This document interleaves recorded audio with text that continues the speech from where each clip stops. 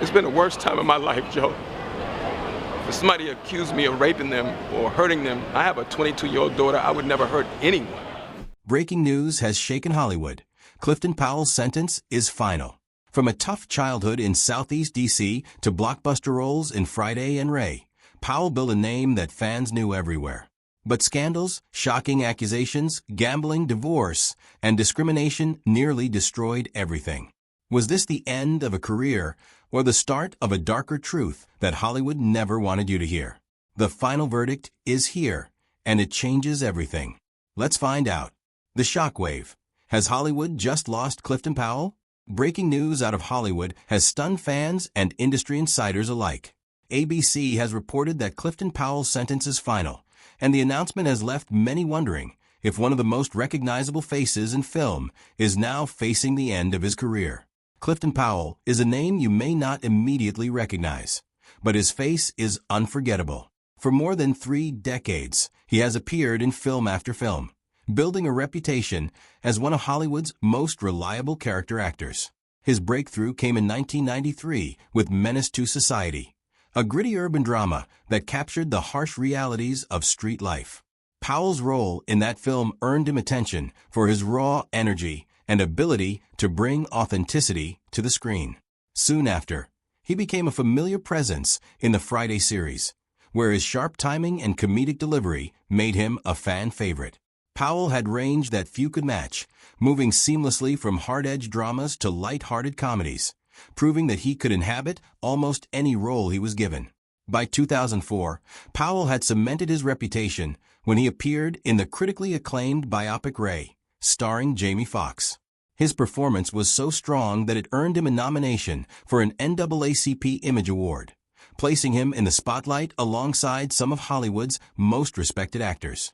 Along the way, he appeared in films such as Dead Presidents, Why Do Fools Fall in Love, Rush Hour, and Next Friday, each time leaving an impression that audiences carried with them long after the credits rolled.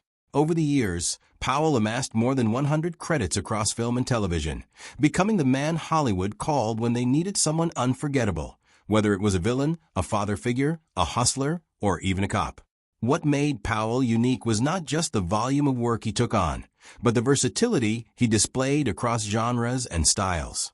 He had the ability to terrify with a menacing glare, to deliver humor with perfect timing, and to ground a dramatic scene with quiet, emotional depth. This versatility earned him the respect of directors, casting agents, and audiences alike, building a career that most actors could only dream of. Yet for all of his professional success, Powell's personal and professional journey was far from smooth, and the news of his so-called final sentence now forces us to look at both the triumphs and the troubles that have defined his life in Hollywood. How could a man who worked so hard to climb from obscurity to recognition, who survived the harsh streets of Southeast Washington, D.C., and turned his life into a Hollywood story, now find himself at the center of a breaking news bulletin that sounds like the end of the road?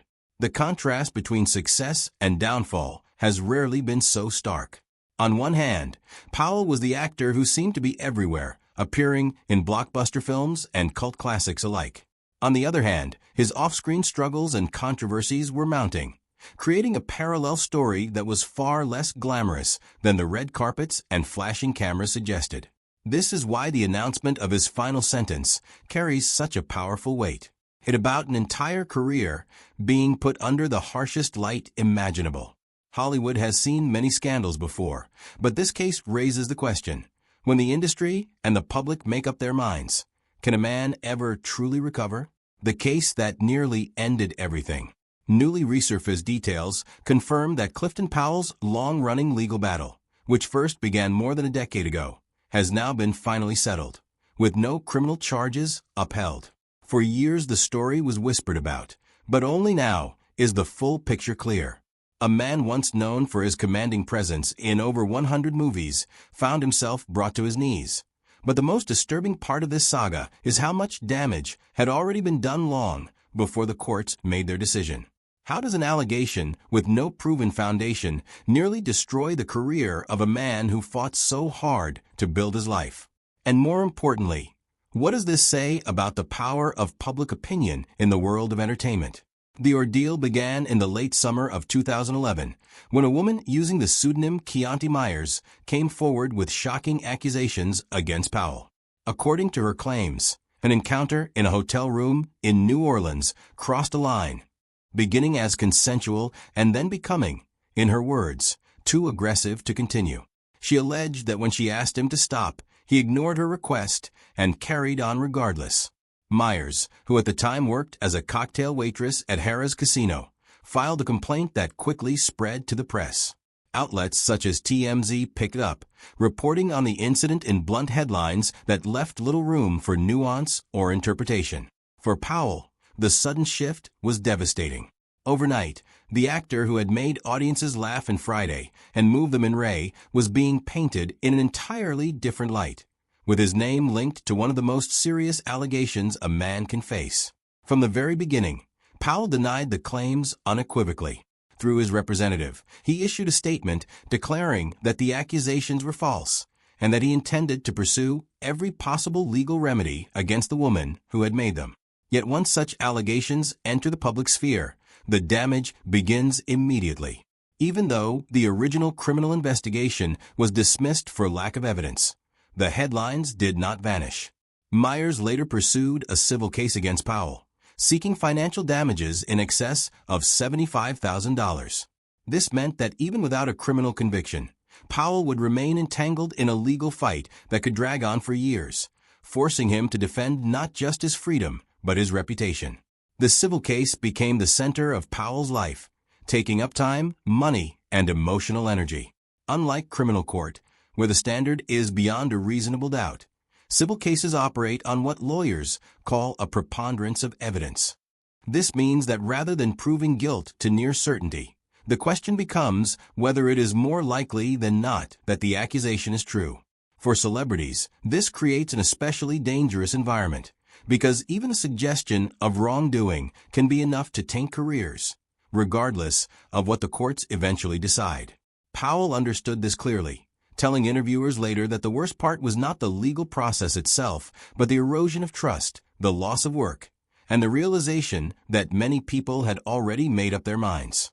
Hollywood is not known for its patience or loyalty when scandal erupts.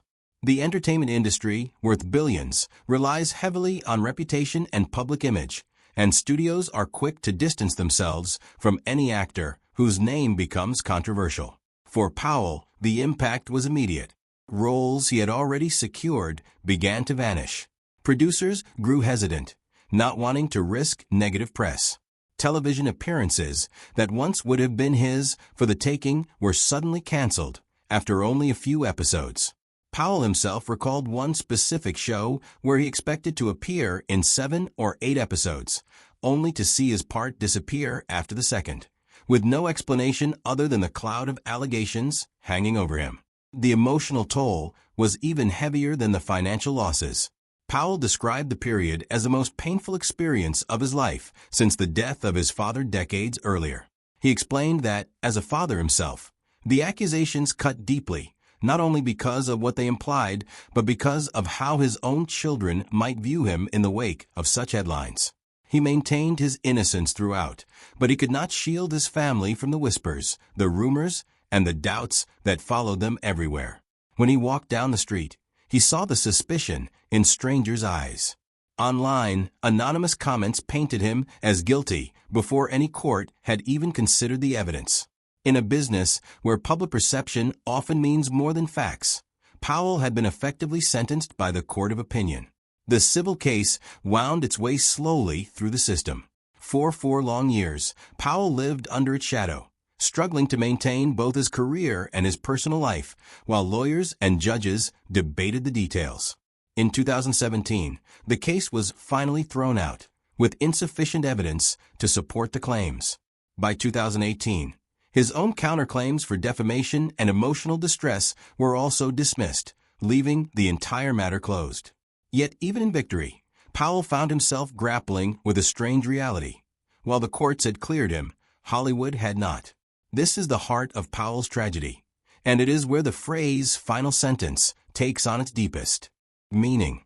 He was never found guilty of any crime, but the sentence he carried was one imposed by the loss of reputation. In an industry where perception can be more powerful than truth, accusations themselves became the punishment.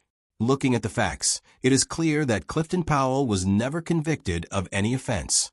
Yet looking at his career, the damage is undeniable. He was stripped of roles, of trust, and of the steady momentum that had made him one of Hollywood's most dependable performers. The case dragged on long enough to derail critical years of his working life. Years he can never recover. His experience illustrates that in Hollywood, the perception of guilt can sometimes carry more weight than actual evidence. A dismissed case should have freed him completely, but instead it created a lasting scar. Colorism, discrimination, and Hollywood politics. Clifton Powell's career was shaped not only by the personal troubles that dragged him into courtrooms and tabloids, but also by systemic barriers that have existed in Hollywood for generations. Powell has spoken openly about how casting decisions were influenced not by his talent or his professionalism, but by the shade of his skin. He recalled situations where producers or network executives dismissed him outright, saying that he was too dark for the role, or, in one particularly painful instance, that he was so dark he might scare viewers. Hearing these kinds of rejections repeatedly left Powell questioning whether his years of training and proven track record even mattered when the first thing people noticed was his complexion. Hollywood has long operated on the principle that marketability is tied to relatability, and relatability is often judged by how closely an actor conforms to Eurocentric beauty standards. In practical terms, this meant that darker-skinned actors were frequently excluded from leading roles, particularly in romance-driven plots or roles that required the audience to identify with the character in a sympathetic way. Powell's talent was undeniable, but these systemic preferences placed him at a disadvantage that no amount of hard work could fully erase. What makes this reality even more disturbing is the contradiction it revealed. Powell was often praised for his ability to play gritty, intimidating, or menacing characters. Yet when it came time to cast a character who demanded sensitivity, charm, or vulnerability, his skin tone was suddenly considered a barrier. This double standard limited his growth as an actor, confining him to certain archetypes while keeping him away from opportunities that could have expanded his range in the eyes of the public. It also contributed to the cycle of misperception that haunted him during his legal troubles, because audiences were already accustomed to seeing him in roles that highlighted the darker side of human behavior. Powell's frustrations did not stop at the casting table. Within the black entertainment community itself, he noticed a damaging tendency to criticize one another in public forums, particularly in mainstream outlets that were already quick to dismiss black artistry. In one instance, he found himself at odds with acclaimed director Spike Lee, after Lee made remarks that Powell saw as unnecessarily harsh toward another black actor. Powell responded publicly, saying that he did not respect anyone, including himself, his son, or his daughter, who would go to crossover press and put down a fellow black entertainer who was trying to succeed in the business. This stance reflected his belief in solidarity, even in an environment where competition was fierce and opportunities limited. For Powell, tearing each other down only reinforced the systemic barriers that already made success harder to achieve. This sense of standing firm despite barriers was part of what made his NAACP Image Award nomination for his role in Ray so significant. That nomination was not simply about recognition for a single performance, but about validation that his work mattered beyond the restrictions of Hollywood's biases. In Ray, Powell played Jeff Brown, the loyal road manager of Ray Charles, and his nuanced performance stood alongside Jamie Foxx's Oscar-winning portrayal of the music legend. The recognition proved that his contributions could not be ignored, even in an environment that often overlooked actors like him. The nomination was a rare moment where the system acknowledged his worth without qualifications or dismissals based on his appearance. Still, the fact remains that opportunities for darker-skinned actors were consistently fewer, and Powell's career bears the marks of that discrimination. The systemic bias did not always present itself in loud or overt ways. Sometimes it was subtle, hidden in the language of market concerns, target demographics, or creative vision. These terms sound neutral, but often mask decisions rooted in prejudice. For Powell, this meant constantly fighting not just for roles, but for the right to be considered equally in the first place. Personal struggles, temptations, and loss. Clifton Powell's rise in Hollywood is often remembered through the lens of the characters he portrayed, but the man behind the screen was shaped by a childhood that forced him to grow up faster than most. Born and raised in Southeast Washington, D.C., Powell came of age in one of the most difficult neighborhoods in the city, a place where crime, poverty, and lack of opportunity defined the lives of many young men. When he was only 4 years old, his mother passed away, leaving him in the care of a father who struggled with alcoholism and could not provide the stability a child so desperately needs. Powell often described those early years as a constant fight to stay out of trouble, surrounded by friends and peers who were frequently pulled into dangerous paths that led to jail cells or worse. For him, survival meant leaning on mentors and the small network of family members who stepped in to keep him from being swallowed by the streets. Although he escaped that childhood with determination and discipline, the wounds of loss and instability followed him into adulthood. Like many who grow up with disrupted family lives, Powell sought comfort in building a home of his own. He married Kimberly Powell, and together they built what seemed on the surface like a stable family. But Hollywood's demands quickly strained the marriage. The constant travel, the long hours on set, and the allure of fame placed Powell in situations that tested his resolve. Eventually, the relationship collapsed, leaving him devastated. The divorce cost him not just emotionally but financially, with Powell himself admitting that he lost $5 million in the process. For a man who had worked for decades to achieve financial security, the blow was enormous, stripping him of savings and leaving him to rebuild at a stage of life when many of his peers were preparing for retirement. Powell has spoken candidly about the mistakes he made during this period, acknowledging that his devotion to work and the temptations of fame left him absent from his children's lives. "I wasn't there for my children like I should have been," he admitted, a confession that reveals both regret and self-awareness. He explained that while he had provided financially, his physical absence and emotional distance left a gap that could not be filled by money or gifts. He reflected that being gone 50% of the time might have been manageable, but being gone 70% was too much. This awareness came too late to prevent the breakdown of his marriage and the strain on his family, but it illustrates the emotional cost of a life lived in pursuit of success under the relentless spotlight of Hollywood. Alongside these personal struggles, Powell also fell victim to the temptations that have ensnared many in the entertainment industry. He admitted to gambling heavily, often blowing between $30,000 and $50,000 a year at casinos. What might seem like small indulgences for a wealthy celebrity added up quickly, draining his finances further and feeding into the instability already created by his divorce. Powell also acknowledged the presence of women and fake friends, people who surrounded him not because of who he was, but because of what he could provide.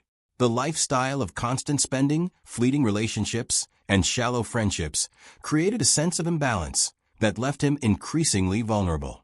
He later described this period as a spiral, where decisions that felt exciting in the moment only deepened his problems in the long run. The duality of Powell's life became increasingly stark. Outwardly, he was a successful actor, appearing in films and television shows that reached audiences worldwide. Fans saw him on screen as powerful, confident, and larger than life. Inwardly, however, he was a man struggling to keep his family together, wrestling with financial losses, and drowning in the consequences of his own decisions. The facade of success hid a personal reality that was fragile and unstable. This dissonance between perception and reality left him particularly exposed when the accusations of 2011 emerged.